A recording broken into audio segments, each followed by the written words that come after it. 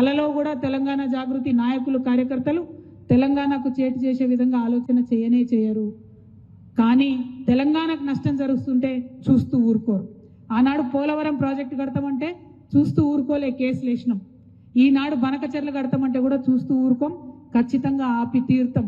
తెలంగాణ వనరుల పరిరక్షణ, తెలంగాణ సంస్కృతి పరిరక్షణ, తెలంగాణ రేపటి రాజకీయాలు ఎట్లా ఉండాలి, ఎంత క్లీన్ పాలిటిక్స్ ఉండాలి, యువ నాయకత్వం ఎట్లా పైకి రావాలి, మహిళా నాయకత్వం ఎట్లా పైకి రావాలి, బహుజన నాయకత్వం ఎట్లా పైకి రావాలి, వీటన్నిటి మీద కూడా నిరంతరం ఆలోచన చేస్తూ పనిచేస్తూనే ఉంటాం.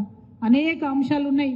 మనం ఇదివరకు ఉన్నటువంటి సంస్థ నుండి ఇంకా కొత్త సంస్థగా ఇంకా నవీనంగా మార్పు చెందాల్సినటువంటి ఆలోచనలన్నీ కూడా చేస్తూ ఉన్నాం. ఇప్పుడు అనేక కార్యక్రమాలు టేకప్ చేసినాం, ఇంకా వాటిని ముందుకు తీసుకెళ్తాం. ఇక్కడ నుండి ఇంకొక 10 రోజులైతే ఆగస్టు 6 నాడు ప్రొఫెసర్ జయశంకర్ గారి పుట్టినరోజు ఉంటుంది. ఆనాడు కంప్లీట్గా రాష్ట్ర వ్యాప్తంగా కూడా మంచి జంబో కమిటీలు వేసుకుంటాం.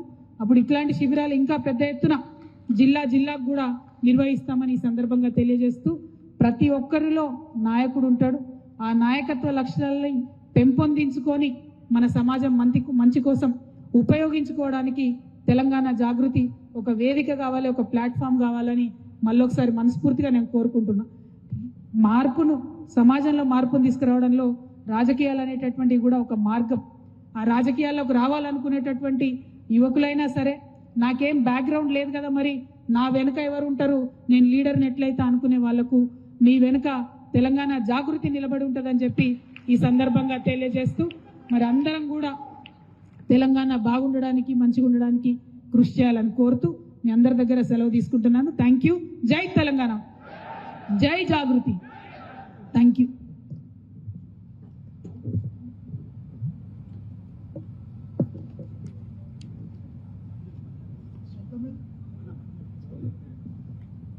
కూడా గుర్తుపెట్టుకోవాలి, మంచితనం విప్లవం, మంచితనం షార్ప్నెస్, క్లారిటీ ఆఫ్ థాట్ అన్నీ కూడా కలగలిసినటువంటి నాయకుడు ఎవడంటే ఈ తెలంగాణలోనే కాదు, రేపటి నాడు భారతదేశం మొత్తం కూడా తెలంగాణ జాగృతి నాయకుడే ఆ నాయకుడని తెలియజేయాలి.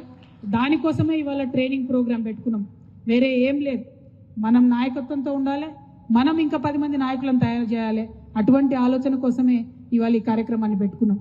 ఇవాళ ఇక్కడికి వచ్చినటువంటి జాగృతి నాయకులందరికీ కూడా మళ్ళీ నేను పదే వందనాలు తెలియజేస్తున్నా. ఎందుకంటే చాలా కన్ఫ్యూజన్ ఉన్నది బయట. రాజకీయంగా పొద్దులేస్తే ఎవరు పడితే వాళ్ళు ఏది పడితే అది మాట్లాడుతున్నారు. కానీ మీరు క్లారిటీతో ఉండండి. మనం అల్టిమేట్గా పనిచేసేది కేవలం తెలంగాణ బాగుండడం కోసం. ఉద్యమంలో పనిచేసింది రాష్ట్ర సాధన కోసం, రాష్ట్రం వచ్చిన తర్వాత పనిచేసేది రాష్ట్రం బాగుండడం కోసం. కలలో కూడా తెలంగాణ జాగృతి నాయకులు కార్యకర్తలు తెలంగాణకు చేటు చేసే విధంగా ఆలోచన చేయరు. కానీ తెలంగాణకు నష్టం జరుగుతుంటే చూస్తూ ఊరుకోరు.